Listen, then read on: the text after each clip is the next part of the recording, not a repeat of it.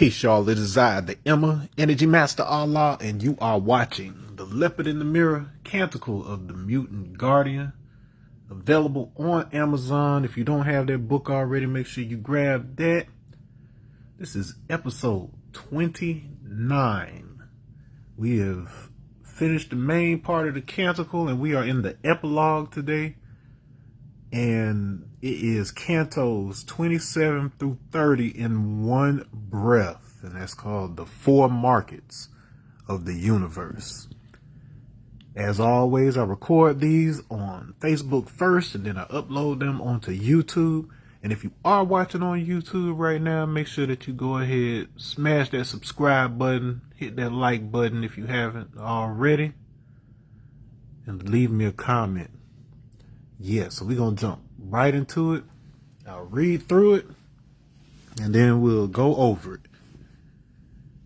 Let's do it. Epilogue. The Four Markets of the Universe. Cantos 27 through 30 in one breath. 1. The Well of Khnum, the maker of hands.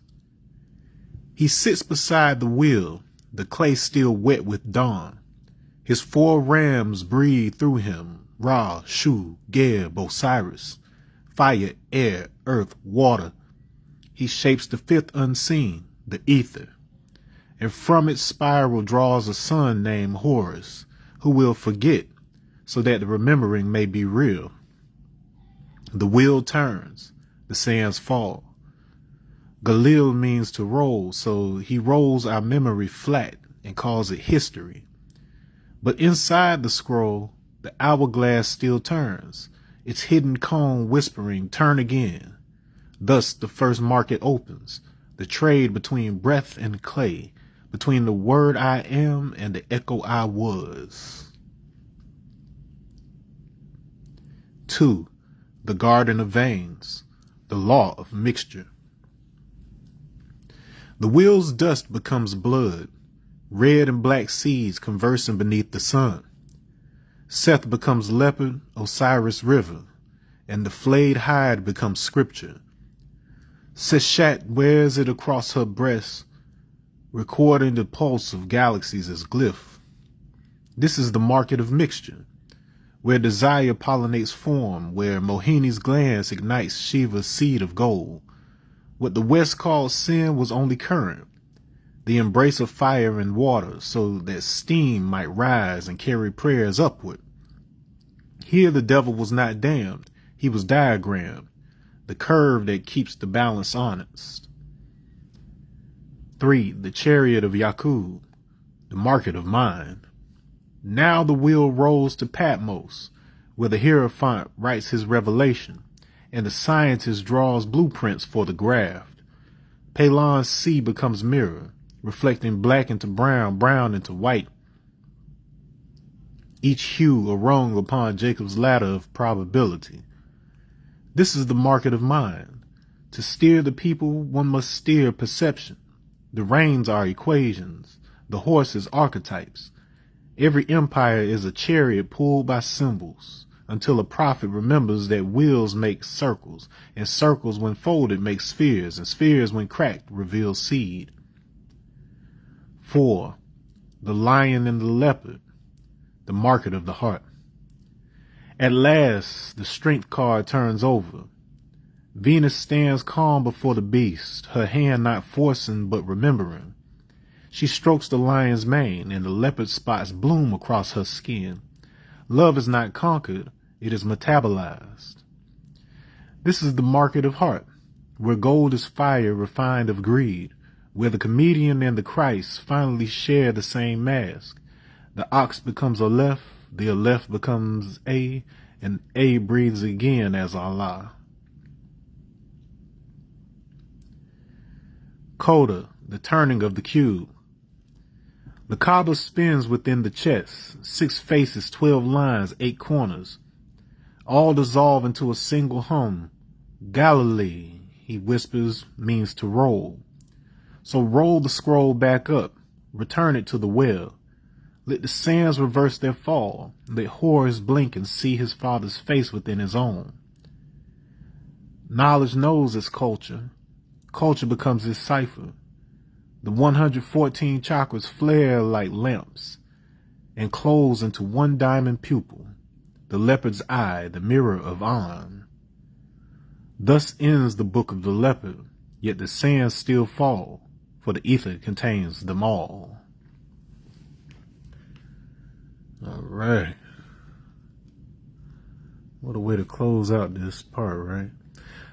So the epilogue, as you can see, it is 4 cantos in one. So these are the 4 elements. They are mentioned in the epilogue. And as I told you in the previous episode, with the zigzag zig, it was aligned with the emperor upon second pass. So once the whole major arcana was completed, you start again with the experience and the wisdom. And so this Canum would fall on card 5, which would be the Hierophant. And the Hierophant is the signifier of the mind. So it's basically the one who arranges the symbols that we use to recognize the elements of realities. And so it's the builder of the matrix in a lot of ways. And so within this canto, it really gets into the Egyptian symbolism. Like, I'm sorry, but a lot of y'all take it on face value. So it's like you hear the stories and they sound wild, and you take it serious like they talking history. But the purpose of those parables is to map relationships of the cosmos, to map the relationships between astronomical bodies, to map the physical forces. So it's a science to it. It's an alchemical science.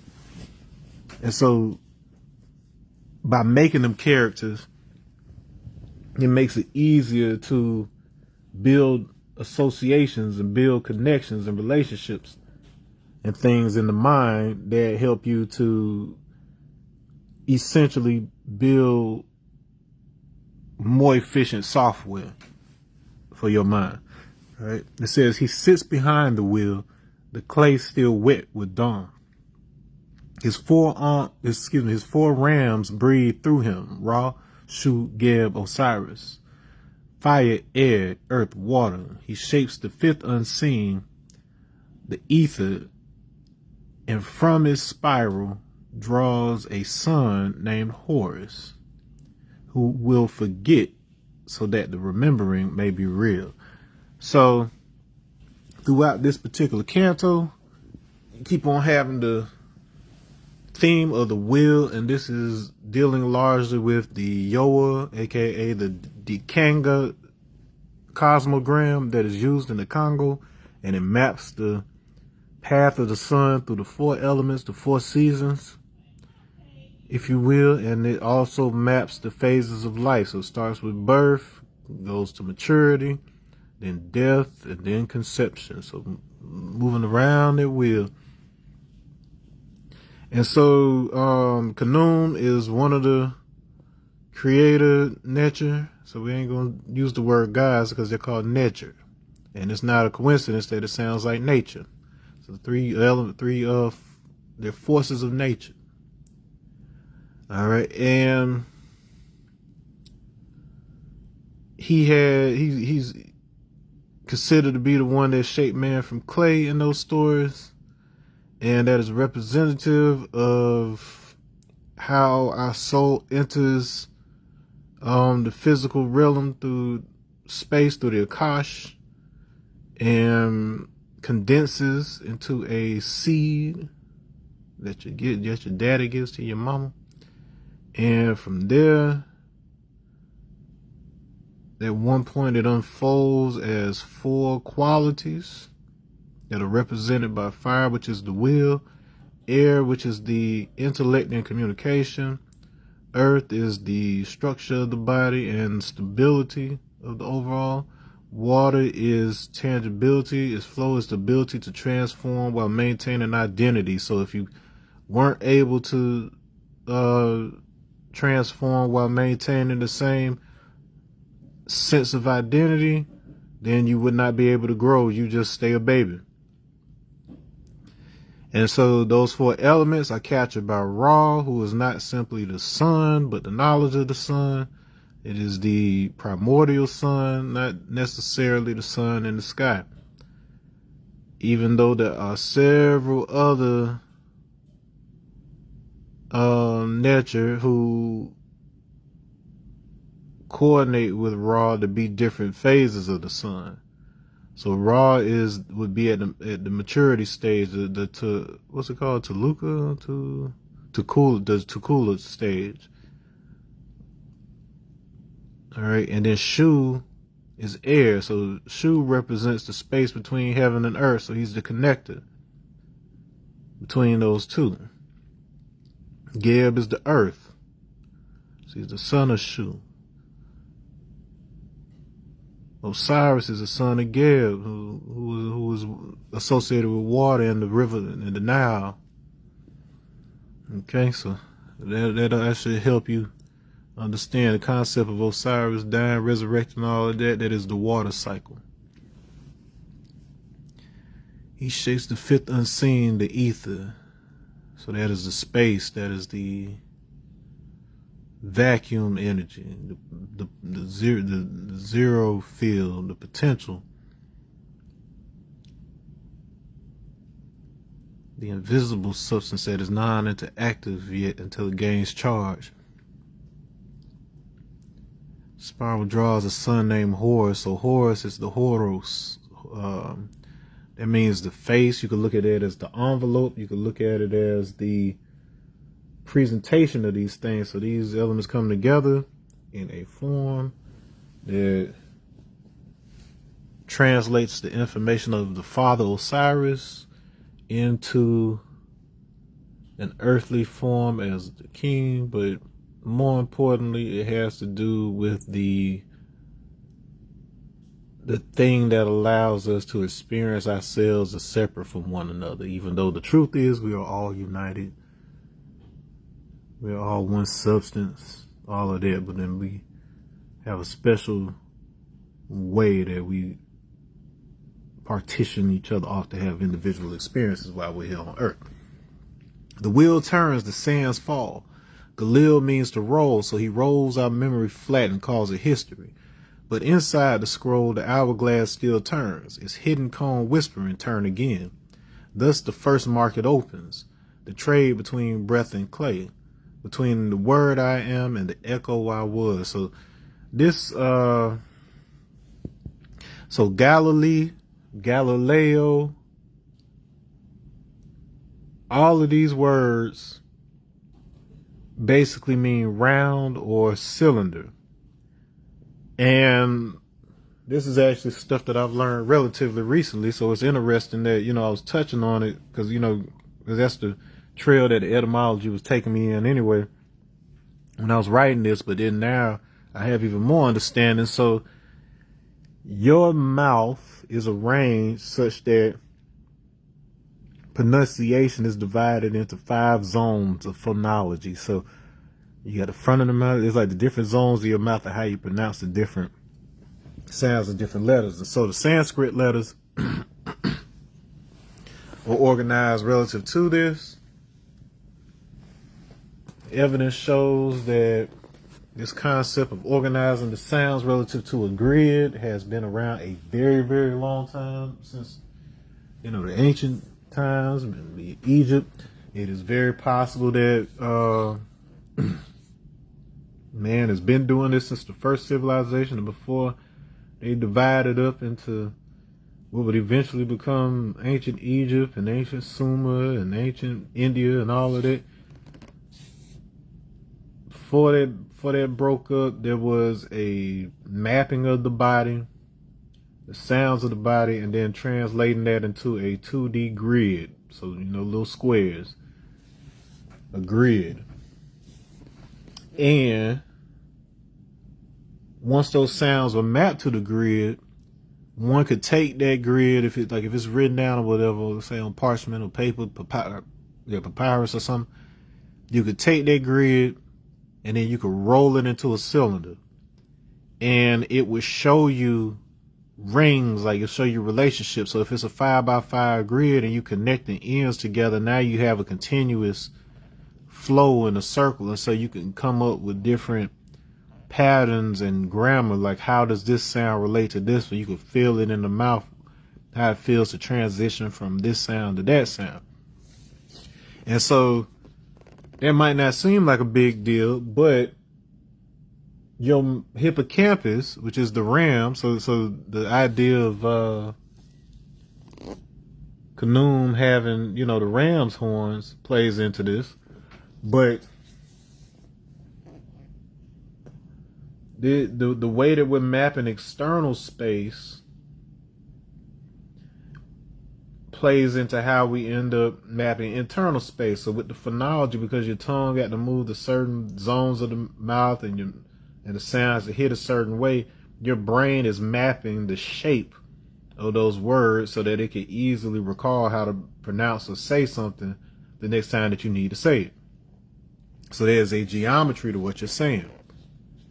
And so this same concept is how you end up with a calendar. So your calendar is a grid. It is with the Igbo market days, they have 4-day weeks, which are made up of the 4 elements. So each day has an element.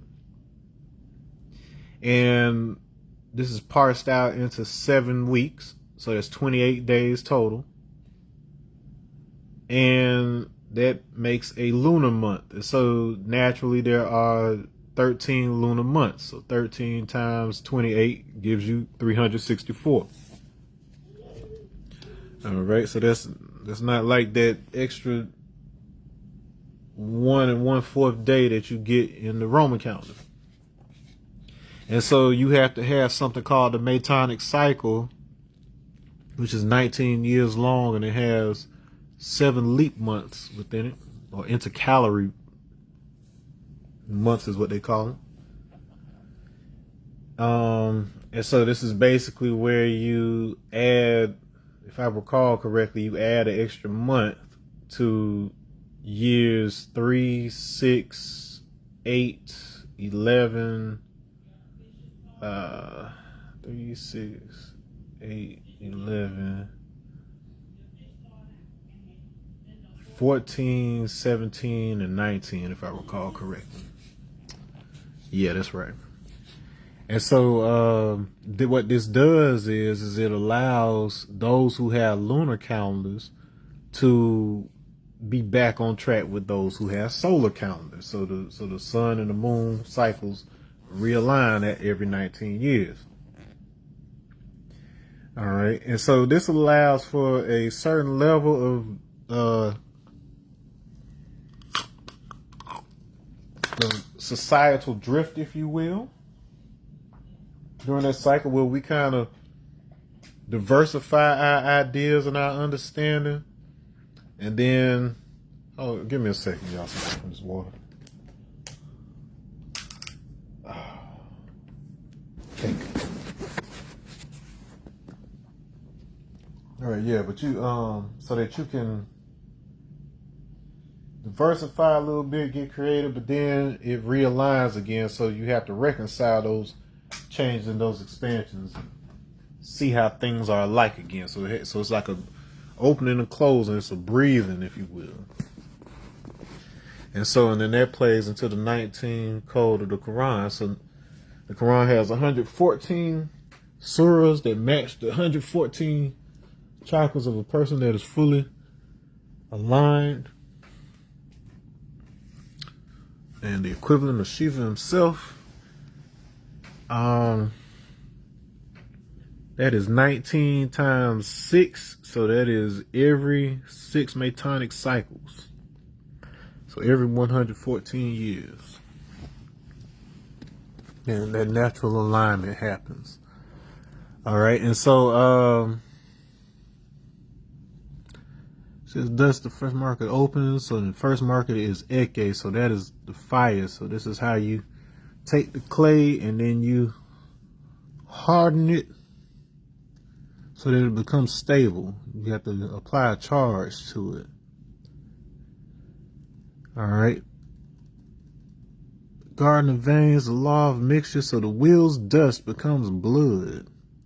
Red and black seeds conversing beneath the sun. Seth becomes leopard, Osiris river, and the flayed hide becomes scripture. Seshat wears it across her breast, recording the pulse of galaxies as glyph. Alright, so wheels dust become blood, so the stirring of the interstellar medium, so these emissions from stars, they become dust and things, they freeze into ice. Once that plasma cools, it becomes water, then becomes ice, hydrogen finds this oxygen, and they become ice, densify, and the iron content is a precursor to what essentially becomes blood. So ocean water with iron in it is essentially, I'm not saying it's a replacement for blood or nothing crazy, but it turns out like a saline solution, like they say in some emergency cases, this is last resort, but they say that you can substitute seawater for blood in an emergency situation. Don't take that as medical advice, but like, let's say you stranded on a desert island and you done gotten cast away and you tried to knock out your own wisdom tooth with the ice skate and you bleeding to death. If you could rig yourself up an IV, you might could fill that with ocean water and then be able to make it a little while. But I wouldn't get too stuck on that. Red and black seeds conversing beneath the sun. So in the story of the brothers Seth and Osiris, one represents storms and chaos.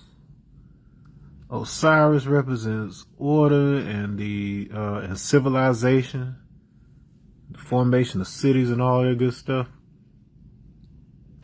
And as the story goes, Osiris and his consort Isis were given the fertile black lands of the Nile. So the Nile, it floods and, produces this fertile black soil around it so you can grow stuff. Agriculture be booming. Meanwhile, Seth, he was given the red sands of the desert. So he had to go out there in that heat. And he wasn't, him and his consort, Nephthys. And so he said, I'm going to get this dude. And so he tricks his brother into climbing into a coffin, and there's some drowning going on, and some versions, Cyrus gets cut up into 14 pieces. I know it sounds gruesome, but it's not as deep as you think it is. Which God, his wife has to find all his pieces. She can only find 13 of them. She couldn't find the 14th, which was probably the most important piece. She couldn't find his piece. Couldn't find that thing nowhere. Or so she said, because somehow she still ended up getting pregnant with his essence and gives birth to Horus. And so Osiris is reborn through his son Horus. Sound familiar? It should. All right. And so in another story, Anubis, your favorite doggy looking Egyptian nature, he is performing a ritual to bring Osiris back, to resurrect him. And there are priests present. So these Egyptian priests are present. And Seth attempts to disrupt the process, and he does so by turning into a leopard. And back then, leopards were naked, and so Anubis, he takes a hot poker and he burns Seth with the poker, and that's how the leopard gets his spots. And then he's like, I kind of like that. And so he basically flays Seth, just pulls his whole skin off, and then he gives that to the priest as, you know, what they wear. So the priest from then on, they would wear these leopard skins. So all the different priesthoods, the secret societies throughout Africa, they wear these leopard skins. Now, what's really being talked about here, remember, the leopard is a symbol for the third eye, so the many acting as one. So if thine eye becomes single, you'll be full of light or whatever. So it's the concept of the many stars at night versus the single star of the morning, which is the sun. And yeah, 13th. So you got the 12 stars, and then you got the 13th guy in the center. All right, but anyway, so that's where that story comes from. Seshat is one of the cat nurturers, so they got all the big cats. They got the lions that are usually related to fire and the sun and all that. And Seshat is one such a, hold on, let me see, we got a segment. Now, Seshat should be the daughter of Thoth and Ma'at. So Thoth is the creator of writing and magic and stuff, according to the, you know,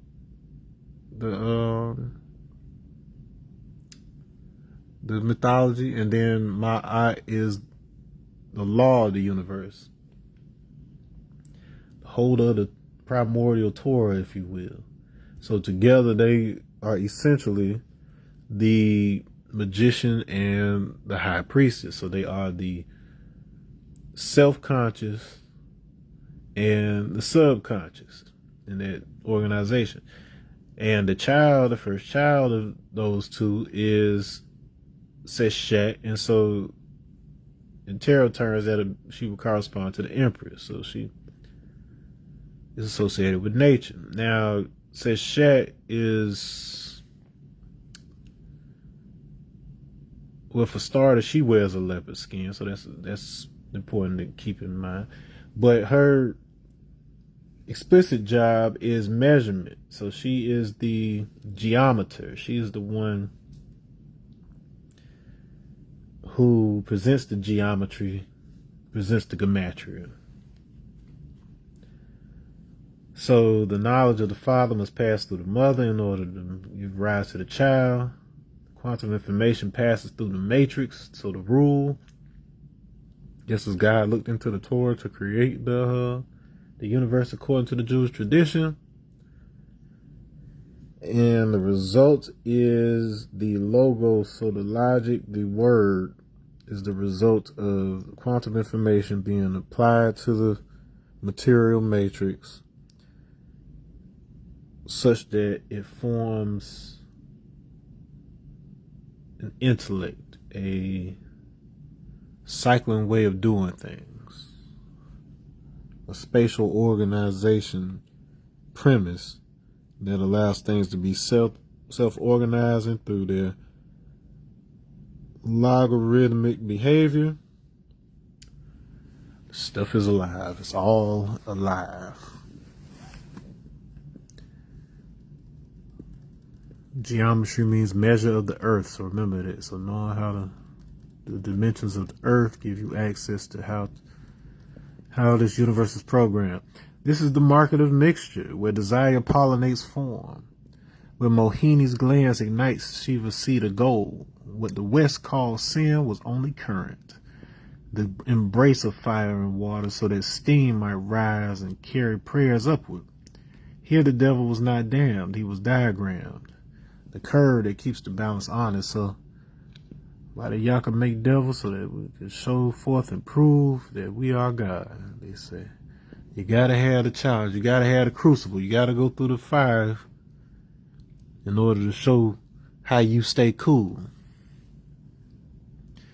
Mohini is a female avatar of Vishnu, a female form that he assumes in order to distract the Asuras, who are the rivals of the Devas. So all the Hindu gods, they are called Devas. And their adversaries are the Asuras. It wasn't a thing of good and evil before. It was just two different groups.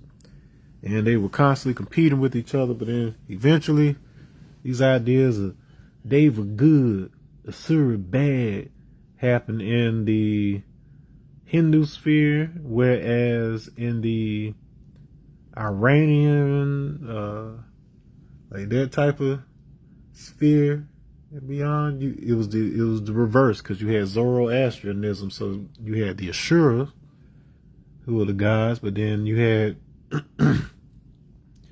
Devas taking on a connotation more similar to devils over there. So this is one of the most interesting inversions in history, where a whole set of guys are the antagonists in one place, and vice versa. They're the antagonists of that place are this other place's gods. It's crazy. Proto-Indo-European descendants are some wild stuff. It's wild work. And so, as far as the story goes, there's a situation where, in the Hindu mythology, where Shiva gets turned on by Mohini, because she is the allure of the physical world. Shiva gets turned on and he just busts and just drops seed all over the place, and then from this seed, if I remember the story right, his son Kartikeya, the Lord of Earth, as they say, is born. So the allure of the physical world pulls he who was not into being, as like through his son Kartikeya, aka Skanda, Lord of Earth. If you know anything about all that Shambhala stuff and all of that, and it's tied to theosophy, then that's who that ends up getting tied to. City of the Moon, if you will. So that whole City of the Moon concept ends up also playing into the tribe of Shabazz, who came over to this solid earth from the moon, according to the lore. And so, and that story is very similar to the Tower of Babel. All of that is talking about how we manifested from the spiritual realm into the physical realm. All of them stories. The knowledge of the universe led to the progression forward of the formation of a planet that could sustain life, and then how that life-sustaining planet worked its way up to something like us due to the natural progression of spatial organization in a 5-ratio themed universe. Says what the West calls sin was only current, the embrace of fire and water, so that steam might rise and carry prayers upward. So if you balance will with transformation, the ability to will transformation, it locks in an intellect, a communication. To will transformation is to communicate.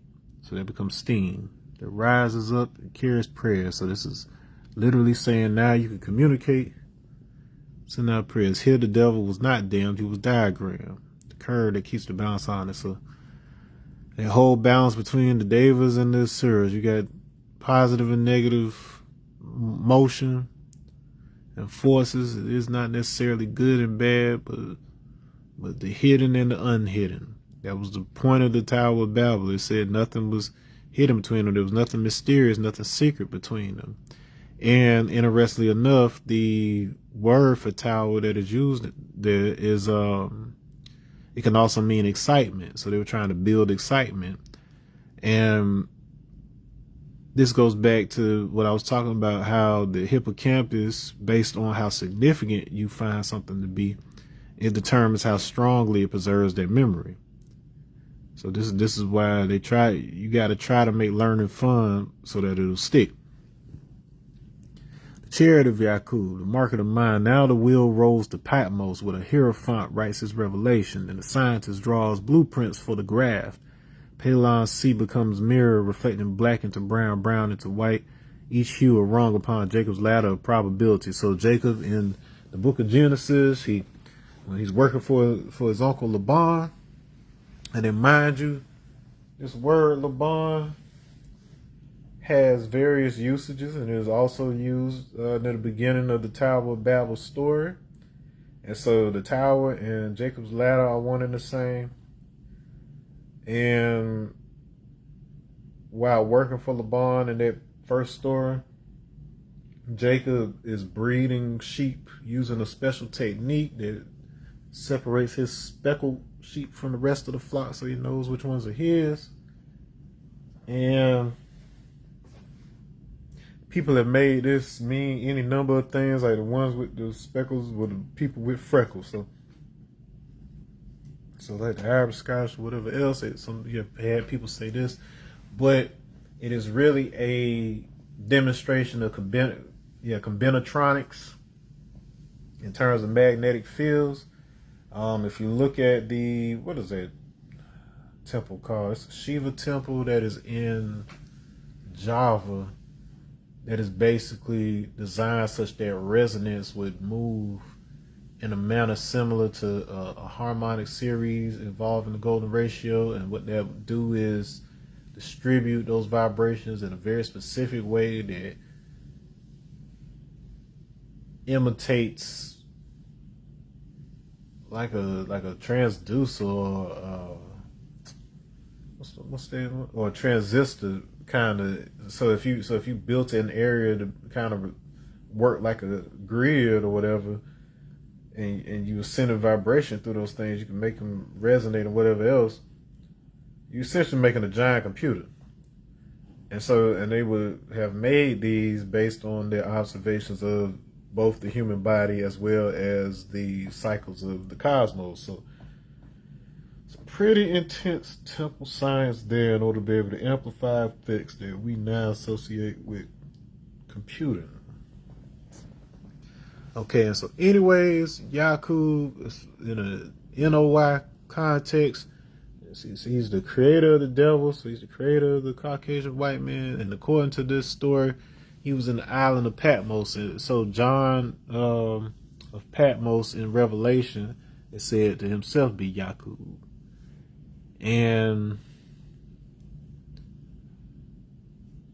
the Hierophant card, he like I said before, it's like he's giving two different stories. He's telling one story to the self-conscious and telling a different story to the subconscious. So it's like, so there's certain things that you pick up on through the words. When those words are encoded in such a way to where they align with those, like I was saying, that grid of your body with specific points on the body respond to certain vibrations.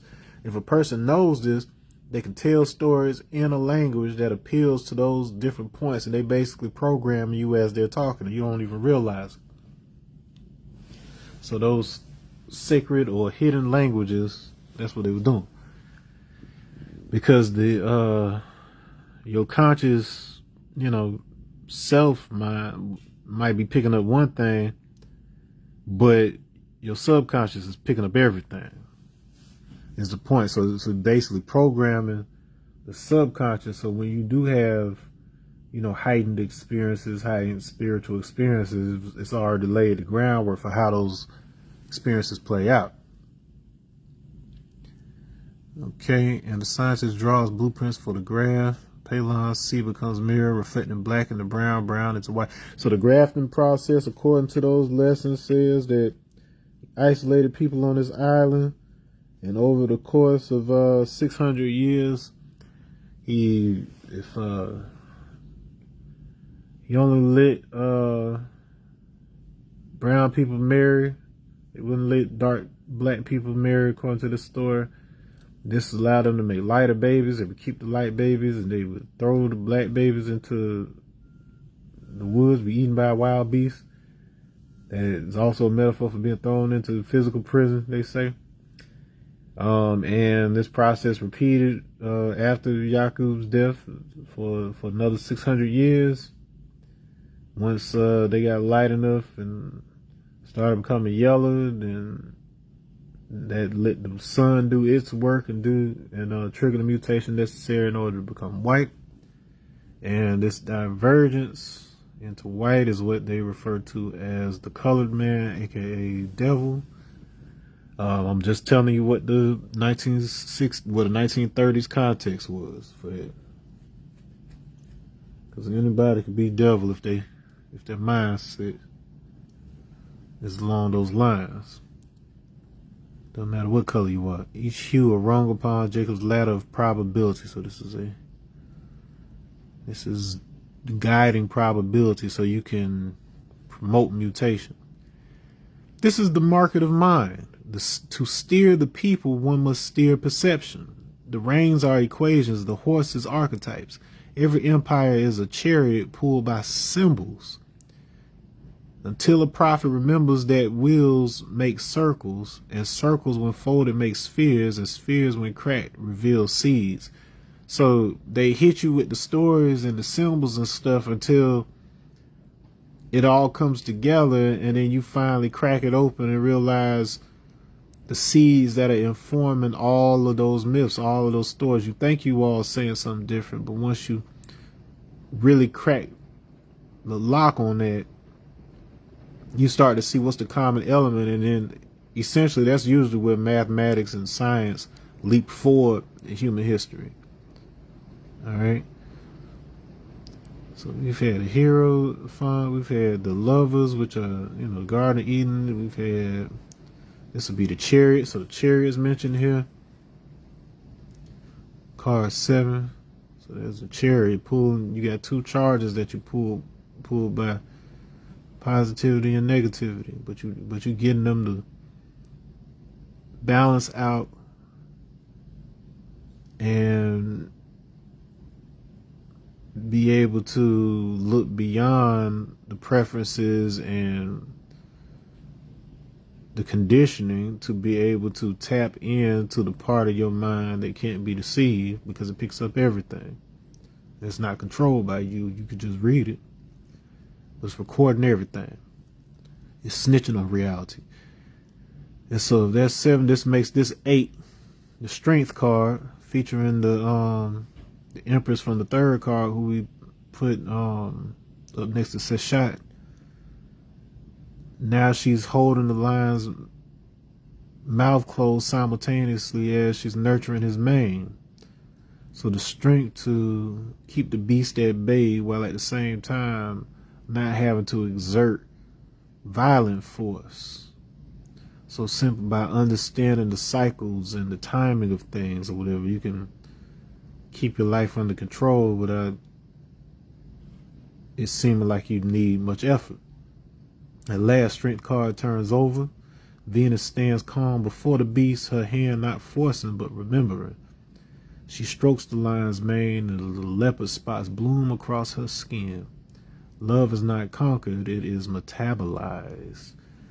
So that is a reference to reaction diffusion. So because you have a specific design, it allows melanin to find its way to the spots it needs to find its way to. These are your leopard spots, your akaraka. The arrangement of these lines has a subconscious effect on the mind, and it tells it a story that it already knows how to read. So it's good if if you can learn how to read it, but you don't necessarily have to. You just gotta study it sometimes. Just let it soak in.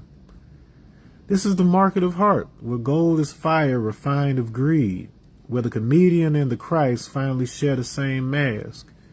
The ox becomes a left, the left becomes A, and A breathes again as Allah. This is compression. So once you reconcile the comedian with the Christ, the one who is aware and comments on the dark elements of the world, and then you have the Christ who is the template for all of it. Once you subject one to the other, the differences between them dissolve, and you see and understand why the suffering part happens before the rise. Because if you know the outcome, a lot of times your behind won't work. You won't have any excitement. If you know everything is going to happen, it takes out the element of surprise for you, the significance of it. But this is a compression into the seed that unfolds into Allah, which is arm, leg, arm, head. Code of the turning of the cube, the Kaaba spins within the chest. 6 faces, 12 lines, 8 corners, all dissolve into a single hum. Galilee, he whispers, means to roll.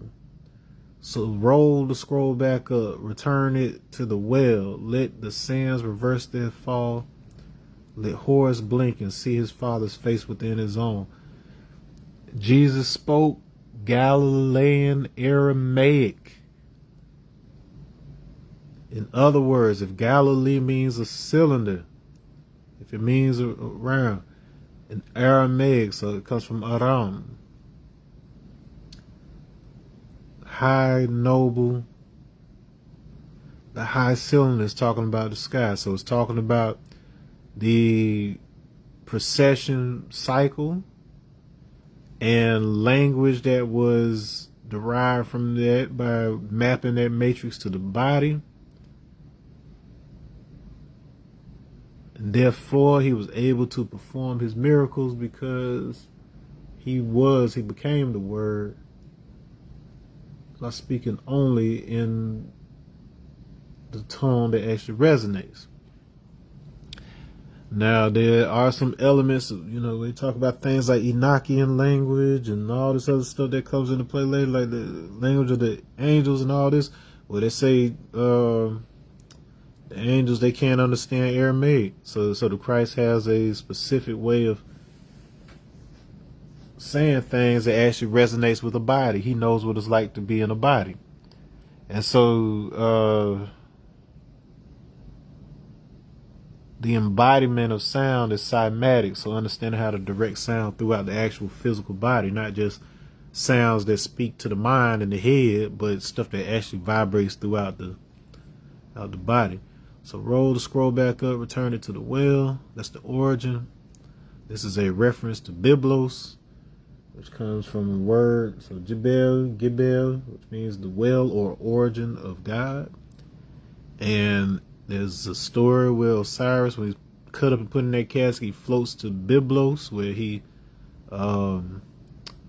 his coffin basically gets ensnared by a tree that grows, and it grows this nice, mighty tamarisk tree, which has to do with resurrection. And Isis is looking for him. She's wandering up the Nile. She's in disguise, but then she's given away by her scent, because goddesses have a certain scent. And then they invite her into the palace, and then she's doing rituals to try to resurrect it. She grows fond. They wanted her to nurse the baby, because that was the thing. They're like, "Oh, it's a goddess. We want her to nurse our baby." And then you see why they wanted our women's milk during slavery or whatever. But anyways, so they wanted her to come nurse the royal babe, and so she was staying there, and while the woman was asleep, she was like, "You know what? I love this baby. I'm going to give it immortality." And so the ritual required for her to put the baby in the fire each night, and then she had to turn into a hawk and then fly around the pillar of Osiris. And we'll do this late at night. And then one particular night, either the queen or somebody worked for happened to walk in and seen this mess of a baby in the fire. Like, oh my God, what's happening? And this would have been the last night of the process, but they pulled the baby out too soon, and so it did not get the immortality. So same story as this Emrit, where they were stirring the the churning the ocean of milk, which is the Milky Way, and from this learning the secret of immortality, be able to drink of this immortality. And one group got it, the other group did not. The Devas took it for themselves, and then the Asuras, they were SOL. And so, interesting enough, the Devas are also known as Suras, which means those who drink, and then Asura means those who do not drink, so the ones who do not drink of the Soma, or do not drink of the Amrit. And so then you turn that into Suras in the Quran, you start to realize what you're really talking about here. Knowledge knows its culture. Culture becomes its cipher, the 114 chakra. So that 114 again, it's both in the body and the Quran. Channels of the Quran. The four-dimensional manifestations in the supersymmetrical version of you, enclosed into one diamond pupil. So all acting as one. The 114 acting as one. The leopard's eye, third eye, the mirror of An, the mirror of the Akash. Thus ends the book of Leopard, yet the sands still fall, for the ether contains them all. So once you return to the ether, the hourglass just flips over and the reverse process happens. You can stop coming here if you feel like it, but for our culture, we are essentially what becomes called bodhisattva later on in a Buddhist context. But what it means is, and then you have others who call it wanderers, was basically those who could go on to another level of experience or whatever else, but instead choose to return here in order to protect and guide others. All right, so that's why we're doing this. If you are engaged with this right now, it's a good chance that you are one of those. You are here because you learned the ropes, you've kind of unlocked it and got knowledge of self for yourself, and then now you are teaching and assisting the earth. It's like that, y'all. All right, we're gonna wrap it up there. Tomorrow I will be doing so it's one more book. It's a prequel book called it is book 0, and that will conclude the Canticle altogether. Anything having to do with the Canticle. Then I will take a break for a bit, at least on YouTube. I might still go live whenever on Facebook, so I could go ahead and record the episodes and then schedule them out and then have them premiere at a certain time. That way it'll give me like a little buffer so that I can make sure the episodes are up on time and whatnot. All right, but on that note, enjoy yourselves, be good. I'll see you for the final episode of the season finale tomorrow. If you haven't already, hit that subscribe button, hit that like button, drop me a comment, hit that hype if it's there, and I'm out. Peace.